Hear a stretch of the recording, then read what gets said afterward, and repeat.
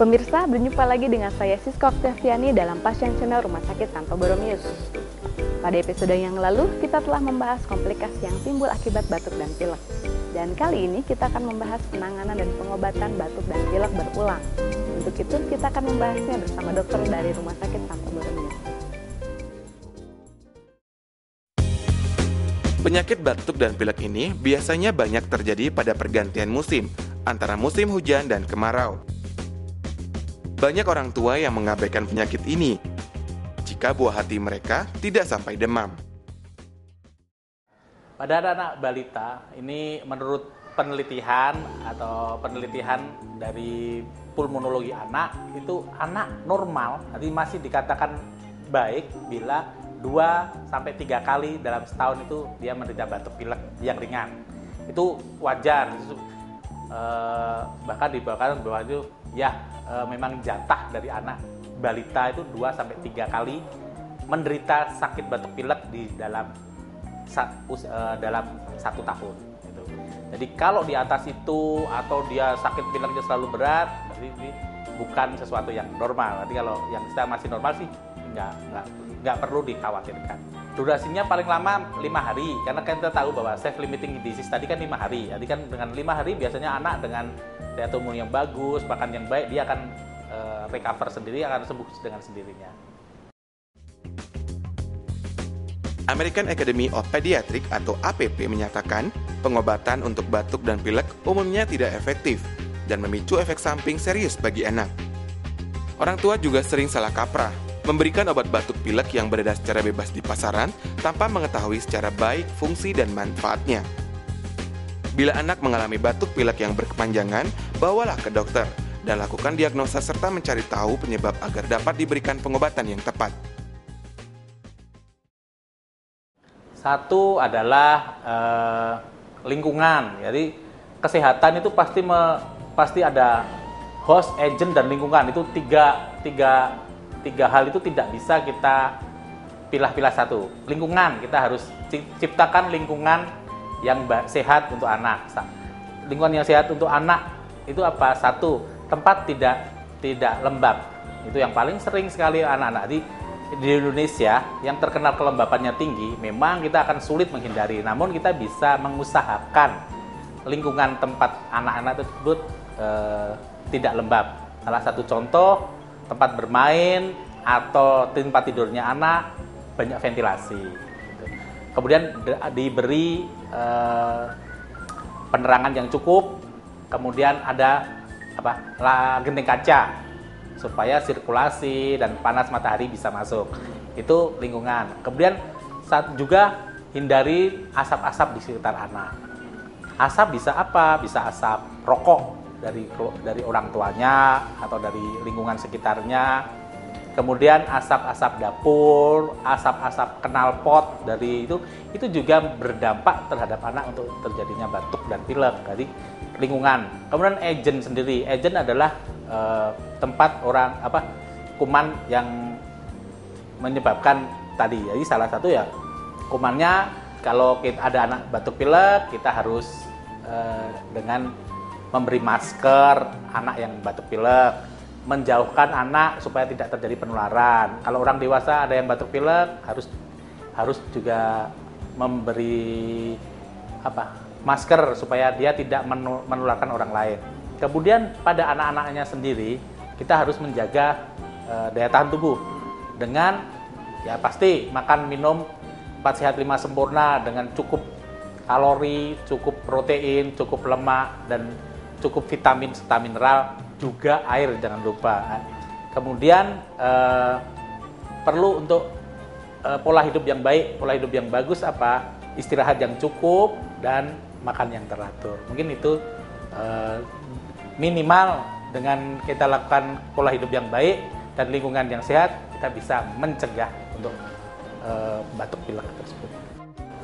Untuk menyusui tetap aja nggak masalah, namun ibu yang menyusui memakai masker. Itu karena penularan pada batuk pilek adalah lewat nasal drop atau percikan ludah.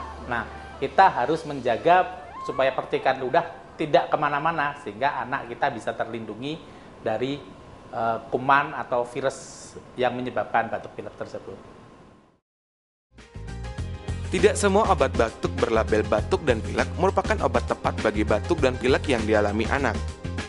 Pemberian antibiotik seringkali dilakukan orang tua ketika anak mengalami batuk dan pilek. Yang perlu diketahui, antibiotik tidak dapat menyembuhkan penyakit yang disebabkan oleh virus. Pemberian antibiotik tergantung penyebab. Kalau penyebabnya bakteri, ya kita harus lakukan. Salah satu contoh kita tadi sebut bahwa ada gejalanya yang berat dari panas tinggi, batuk sesek, kemudian sesak napas yang hebat, kemudian dari klinis, kemudian dari laboratorium terdapat leukositosis yang tinggi, ya kita perlu antibiotik. Namun sebenarnya 90% penyebab batuk pilek tidak perlu antibiotik. Jadi penyebab kita tahu bahwa self-limiting disease atau bisa sembuh sendiri dengan makan dan minum istirahat yang cukup. Satu, untuk bayi yang belum bisa mengeluarkan dahak atau lendir sendiri, orang tua bisa memberikan penghangat tubuh, kemudian menepuk-nepuk punggung, kemudian bisa memberi juga terapi inhalasi dari cara yang sederhana sampai yang cara yang medis. Kemudian inhalasi atau pengasapan, penguapan bisa dengan yang zaman dulu ada air panas dikasih minyak kayu putih, salah satu, walaupun sekarang sudah ditinggalkan karena resiko kenapa kita tinggalkan, sebenarnya resiko anak tersebut kena air panas yang kita berusaha hindari, karena kan kita resiko kecelakaannya tinggi. Kita bisa lakukan dengan nebulizer di rumah sakit, itu sudah ada di mana-mana. Itu salah satu untuk mengeluarkan dahak. Kemudian kalau itu tidak berhasil, dengan penguapan dan ditepuk-tepuk, istilahnya ditepuk-tepuk punggungnya. Kalau tidak berhasil, kita bisa dengan terapi medikamentosa dengan pemberian obat-obatan pengencer dahak. Yang ringan adalah ambroxol jenis yang mukolitik yang ringan, itu bisa dilakukan untuk pada bayi-bayi. Kemudian penghisapan isap lendir atau suctioning juga bisa dilakukan, walaupun resiko iritasi pada komplikasi untuk terjadinya perdarahan atau iritasi pada hidung juga akan tinggi untuk penghisapan lendir pada anak-anak bayi. Itu adalah tahap-tahap yang bisa kita lakukan untuk mengeluarkan dahak pada bayi. Saat buah hati kita mengalami batuk dan pilek, para orang tua tidak perlu risau. Sebenarnya, batuk bukanlah penyakit, hanya suatu gejala dan umumnya tidak berbahaya. Karena batuk merupakan salah satu mekanisme tubuh untuk membersihkan saluran pernafasan dan paru-paru dari mikroorganisme, lender, dan benda asing.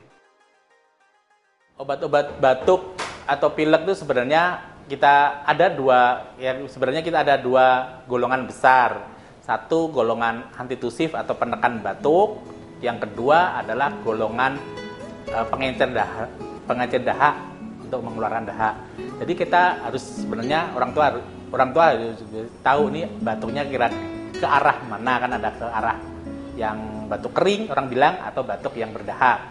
Kalau kita batuk kering, kita bisa kasih obat-obatan yang bersifat antitusif atau penekan batuk. Kalau dia batuknya berdahak, kita berikan obat-obat yang merupakan pengencer dahak atau untuk mengeluarkan dahak, mungkin itu.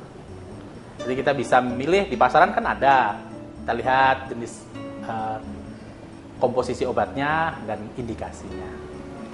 Jadi batuk pilek pada anak-anak adalah suatu penyakit yang umum atau biasanya tidak merupakan penyakit yang berbahaya bila ada tanda-tanda tidak didapatkan tanda-tanda sesak napas atau panas tinggi atau